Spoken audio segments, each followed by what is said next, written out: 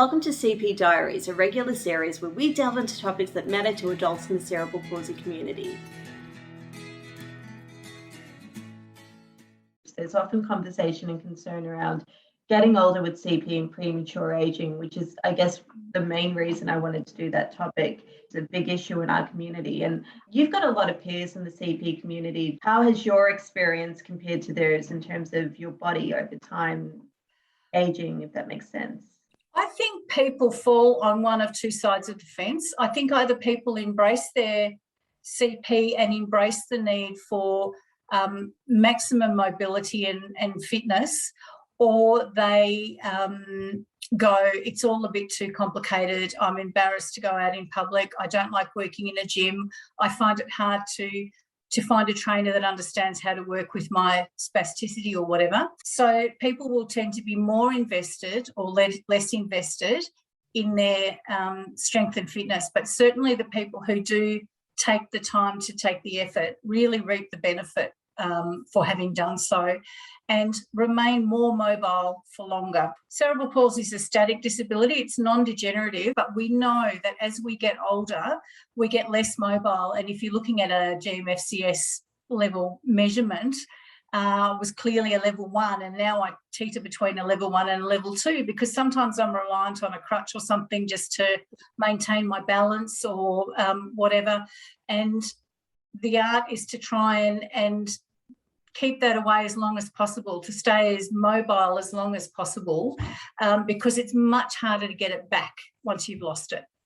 Yeah. Have there ever been, and there's so many elements of that you've touched on that I feel like our community isn't properly educated on, like the GMFCS level. Like I feel like before I joined cpsn, even I wasn't vocal on that. And I've noticed changes as I've approached my 30s, and I'm trying to mitigate those changes myself. Have there ever been chapters in your life where you've felt like you've lost some mobility and you've had to work hard to get it back? Yeah, definitely. Ironically, not so much with the CP, but examples were pregnancy. I had to have a cesarean, an emergency cesarean, to deliver my child, and any kind of surgery on the body is taxing, and it takes a lot longer for somebody with CP to recover from major surgery than perhaps an able-bodied person. So that was one area of significance.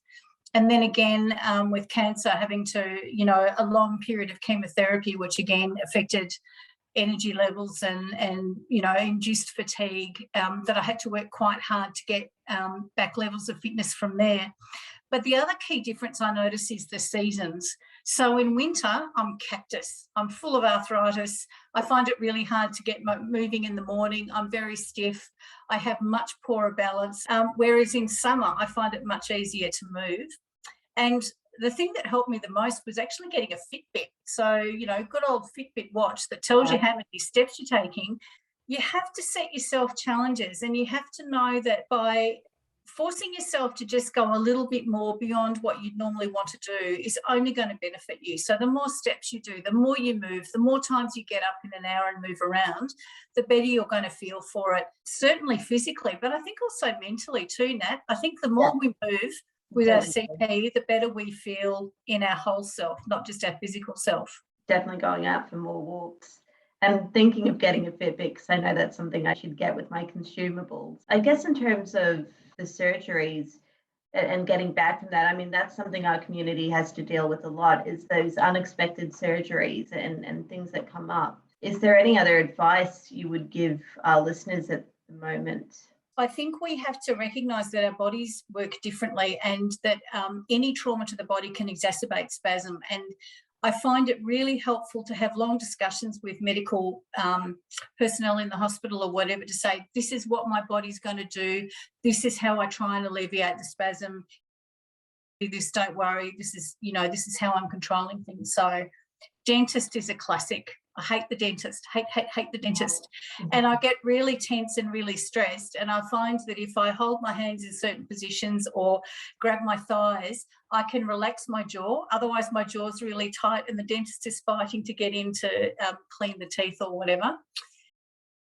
With quite a lot of physical things and in recovery too, that not only are we having to let our bodies heal from a trauma, but we're also having to overcome the spasms and things that are very natural to those of us with CP, but not so natural to the general public. And part of it is learning how to manage that ourselves, and part of it is learning how to educate other people about what's happening with our bodies and how they can support us by the way they handle our bodies during healing. People with CP have to give careful consideration to their ageing process.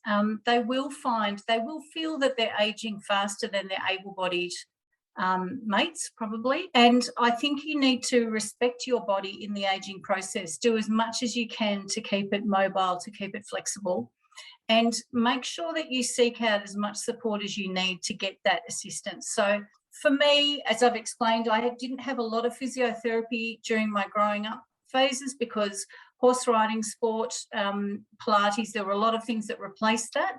But now as I get older, I'm far more reliant on things like physiotherapy. I'm reliant on podiatry because I can't reach down and cut my toenails the way I used to do it. And it really upsets me when I hear people have NDIS plans requesting podiatry that have been cut out, because it's so critical. Your feet, as somebody with CP, is so critical, because if you want to stay walking, you've got to have really good feet to walk on. So yeah. I think you need to make a decision about how mobile you want to be and for how long, and actually challenge yourself to be as mobile as you can possibly be, and use every resource you've got access to stay healthy. Good nutrition, good physiotherapy, good mental health, all of that's going to contribute to making the most of your body, and just loving your body and loving what you have is really important too. Thanks, Sue. Thanks for joining us. Pleasure. So if you want to share your experience or share your story, please send us a direct message. We'd love to hear your story.